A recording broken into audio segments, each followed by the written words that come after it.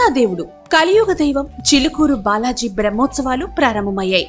బాలాజీ ఆలయంలో ఏటా వారం పాటు జరిగే బ్రహ్మోత్సవాల్లో భాగంగా మొదటి రోజు వేద పండితులు పుట్టమన్నుతో పూజలకు అంకురార్పణ చేశారు. ఆలయ పరిసరాలు గోవింద నామస్మరణతో మారుమోగాయి.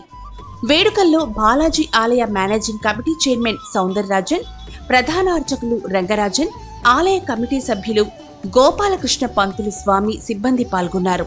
ఉత్సవాలలో ఇవాళ ధ్వజారోహణం, శేష వాహన సేవలు నిర్వహిస్తారు.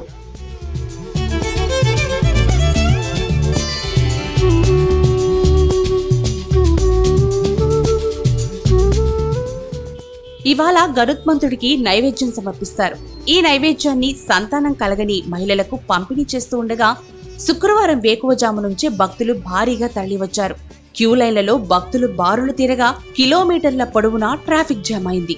భక్తులు బైక్లు కార్లు పార్క్ చేసి కిలోమీటర్ల మేర కాలినడకన ఆలయానికి వెళుతూ ఉన్నారు. ఉదయం 7 గంటల నుంచి 9 గంటల వరకు ఆలయ ప్రాంగణంలో ప్రసాదం పంపిణీ చేస్తారు. మహిళలకు మాత్రమే ప్రసాదం పంపిణీ చేస్తున్నారు.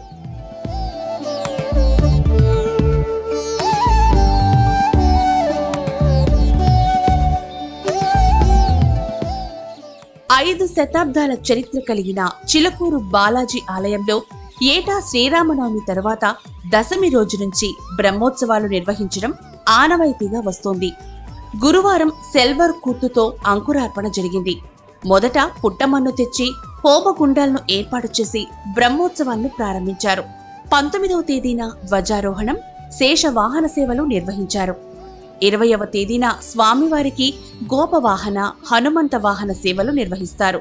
21న సూర్యప్రభ వాహనం, గరుడ వాహన సేవలు అందిస్తారు.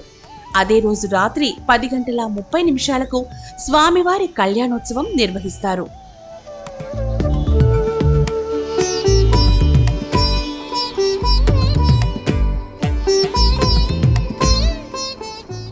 ఈ నెల 22వ తేదీన వసంతోత్సవం, గజవాహన సేవలు, 23న పల్లకీ సేవ, అర్ధరాత్రి 12 గంటలకు స్వామివారి దివ్య రథోత్సవం ఊరేగింపు కార్యక్రమాలు ఉంటాయి.